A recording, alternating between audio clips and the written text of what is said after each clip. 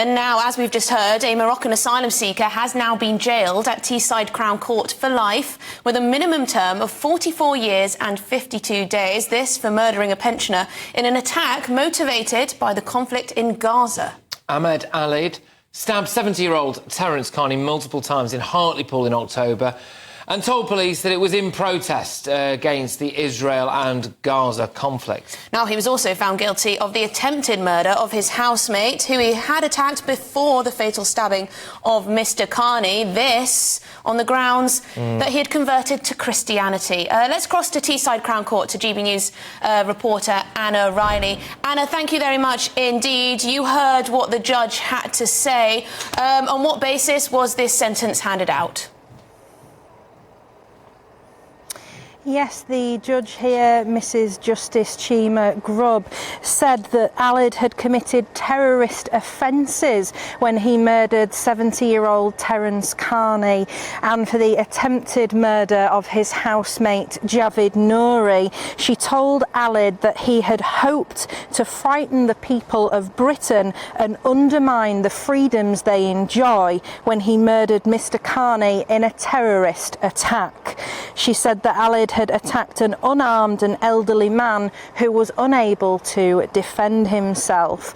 She also said that the jury had seen through Alid's lies after he claimed the explanations he gave to police had been mistranslated and that political and religious causes were not his actual motivation. She said that they were, and that he was motivated by the attack of Hamas on Israel on October the 7th, with this attack on Mr Carney and Mr Nouri happening on October the 15th.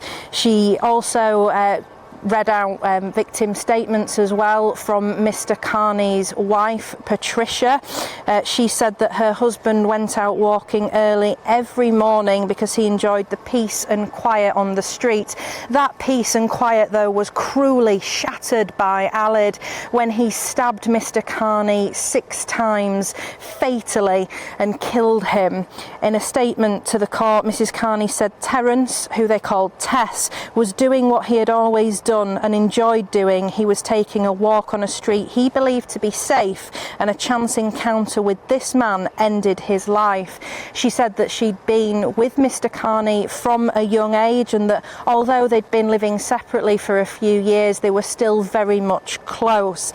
They shared children together and grandchildren. She said that she could no longer go into town because it was too painful to be near the spot where her husband was murdered. And she said, from that day on, my life would be forever changed. I don't feel anything anymore.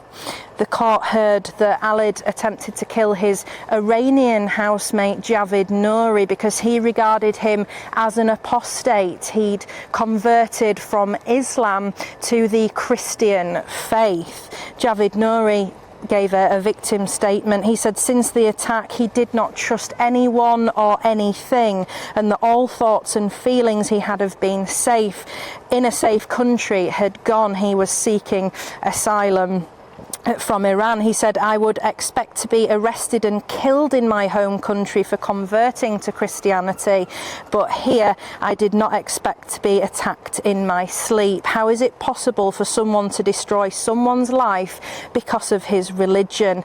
He went on to say that he struggled with mental health problems and had to move to another area in England away from his friends.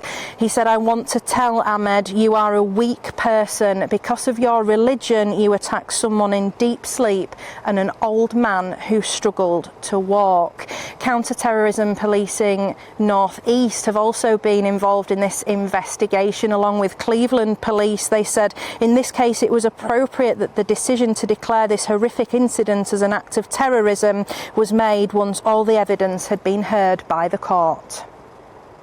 Thank you very much. It's Anna Riley there, who's at Teesside Crown Court for us. GB News reporter Anna Riley on a deeply distressing and infuriating case. Yeah, incredibly sad to hear the victim's personal statement and the families too. Absolutely shocking.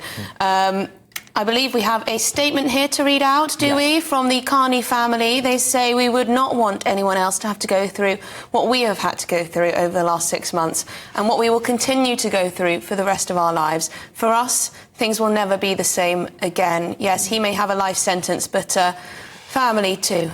Just avoidable, isn't it, all of this? Avoidable, you know. The overwhelming response here in the GB News inbox is that why on earth was this individual even here, really, is the main problem.